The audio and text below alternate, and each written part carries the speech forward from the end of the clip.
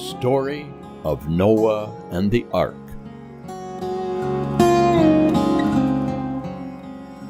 After Abel was slain, and his brother Cain had gone into another land, again God gave a child to Adam and Eve.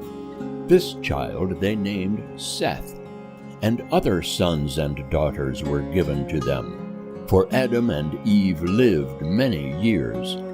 But at last they died, as God had said they must die, because they had eaten of the tree that God had forbidden them to eat. By the time that Adam died, there were many people on the earth, for the children of Adam and Eve had many other children, and when these grew up, they had other children, and these had children also. These men and women and children lived in tents. They owned sheep and cattle, and they moved about with them, wherever they could find pasture. The children played around the tent doors and sat beside the campfires in the evenings, where they all sang together, and the older people told them stories. And after a time, this land where Adam's sons lived began to be full of people. It is sad to tell that as time went on, more and more of these people became wicked, and fewer of them grew up to become good men and women. All the people lived near together, and few went away to other lands, so it came to pass that even the children of good men and women learned to be bad, like the people around them, and no longer did what was right and good.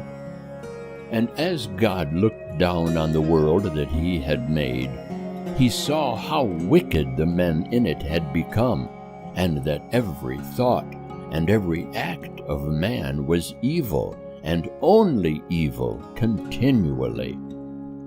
But while most of the people in the world were very wicked, there were some good people also, though they were very few. The best of all the men who lived at that time was a man whose name was Enoch.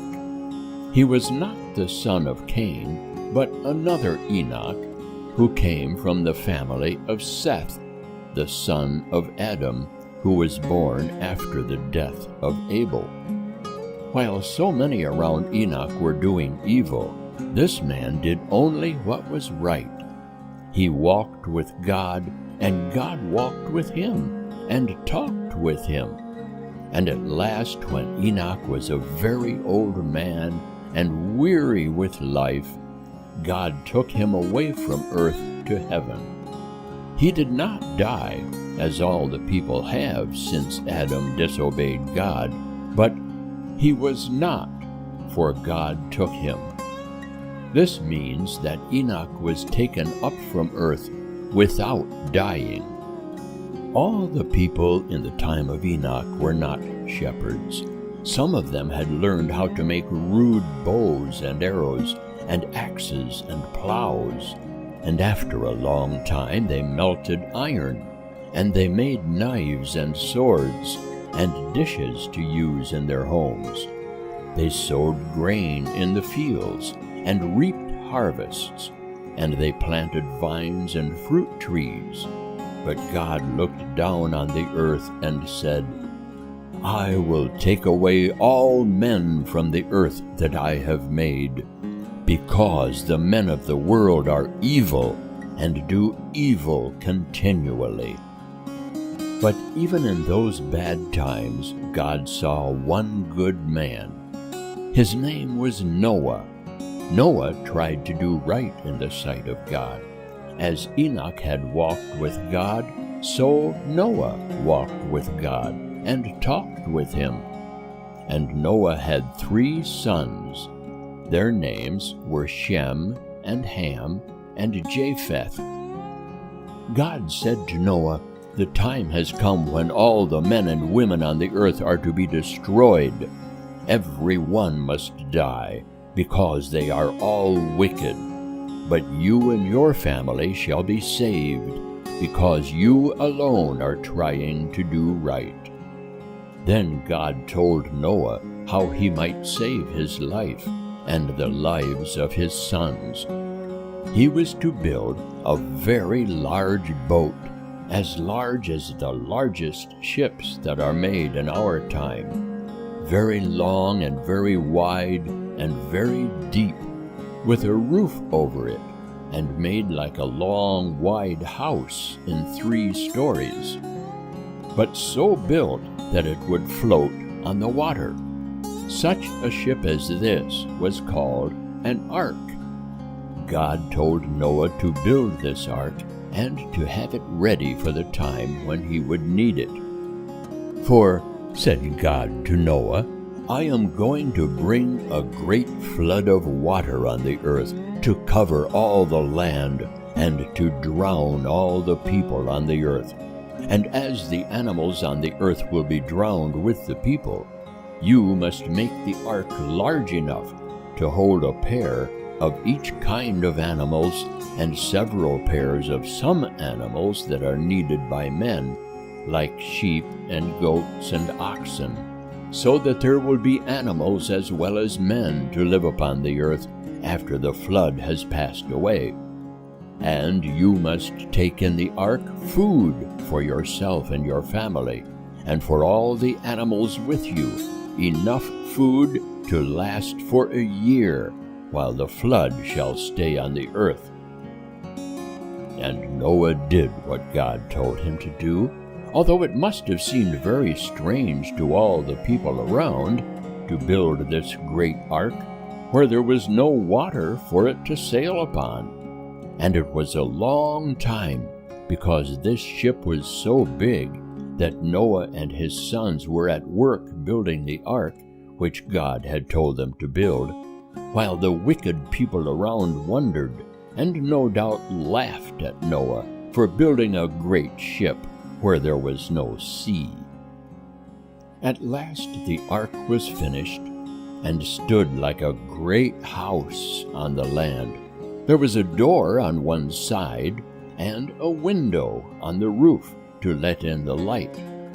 Then God said to Noah, "Come into the ark, you and your wife and your 3 sons and their wives with them, for the flood of waters will come very soon, and take with you animals of all kinds, and birds and things that creep, 7 pairs of these that will be needed by men, and 1 pair of all the rest, so that all kinds of animals may be kept alive upon the earth." So Noah and his wife and his 3 sons, Shem, Ham, and Japheth, with their wives, went into the ark. And God brought to the door of the ark the animals and the birds and the creeping things of all kinds, and they went into the ark. And Noah and his sons put them in their places, and brought in food enough to feed them all for many days. And then the door of the ark was shut, and no more people and no more animals could come in. In a few days the rain began to fall, as it had never rained before. It seemed as though the heavens were opened to pour great floods upon the earth. The streams filled, and the rivers rose higher and higher, and the ark began to float on the water. The people left their houses and ran up to the hills, but soon the hills were covered, and all the people on them were drowned. Some had climbed up to the tops of higher mountains, but the water rose higher and higher until even the mountains were covered, and all the people, wicked as they had been, were drowned in the great sea that now rolled over all the earth where man had lived.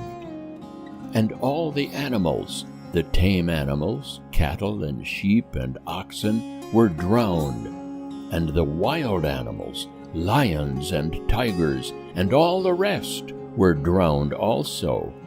Even the birds were drowned, for their nests in the trees were swept away, and there was no place where they could fly from the terrible storm. For 40 days and nights the rain kept on, until there was no breath of life remaining outside of the ark. After 40 days the rain stopped, but the water stayed upon the earth for more than 6 months, and the ark with all that were in it floated over the great sea that covered the land. Then God sent a wind to blow over the waters and to dry them up. So by degrees the waters grew less and less. First mountains rose above the waters, then the hills rose up, and finally the ark ceased to float and lay aground on a mountain which is called Mount Ararat. But Noah could not see what had happened on the earth, because the door was shut, and the only window was up in the roof. But he felt that the ark was no longer moving, and he knew that the water must have gone down.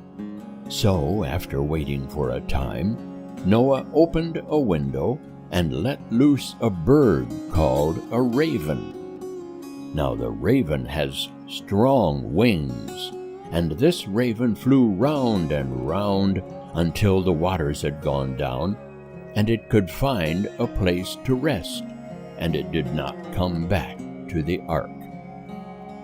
After Noah had waited for it a while, he sent out a dove. But the dove could not find any place to rest. So it flew back to the ark, and Noah took it into the ark again. Then Noah waited a week longer, and afterward he sent out the dove again. And at the evening the dove came back to the ark, which was its home, and in its bill was a fresh leaf which it had picked off from an olive tree.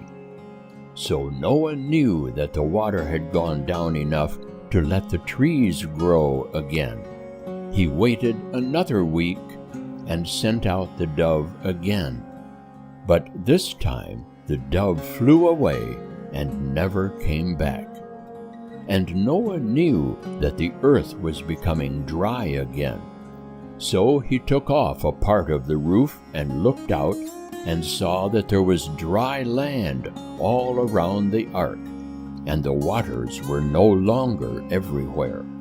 Noah had now lived in the ark a little more than a year, and he was glad to see the green land and the trees once more.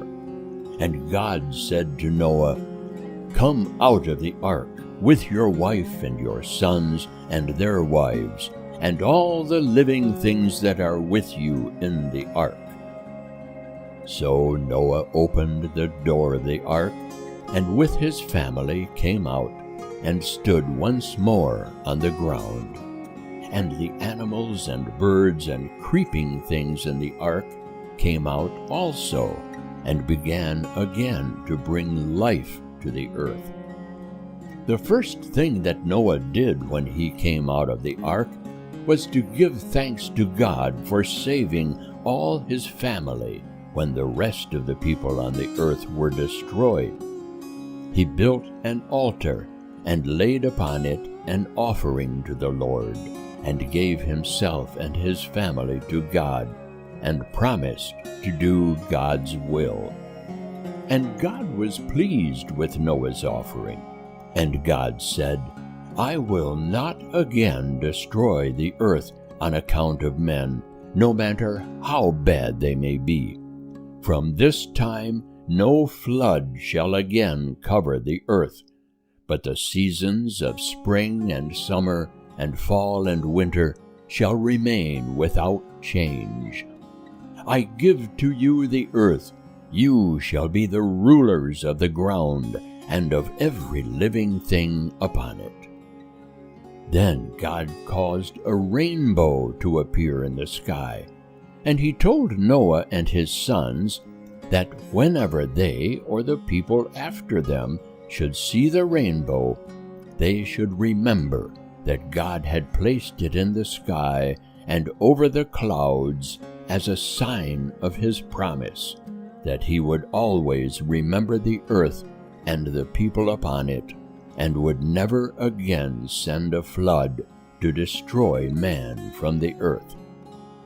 So as often as we see the beautiful rainbow, we are to remember that it is the sign of God's promise to the world.